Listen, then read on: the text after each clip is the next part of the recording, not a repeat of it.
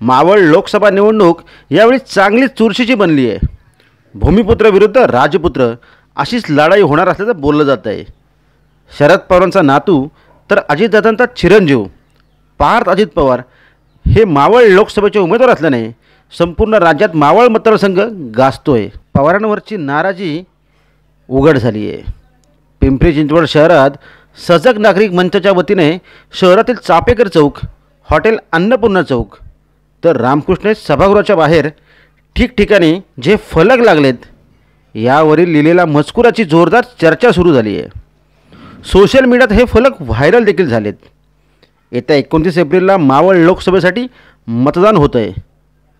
अशातच पवारांवरच्या नाराजीचे फलक शहरात झळकल्याने राष्ट्रवादी पक्षाच्या तर प्रामुख्याने राष्ट्रवादी उमेदवारांच्या अडचणीत वाढ झाली आहे। राष्ट्रवादी पक्षाच्या गोटात चिंतेचं वातावरण बनलं आहे। नेमकं काय भाष्य केलं आहे या फलकाच्या माध्यमातून पहा।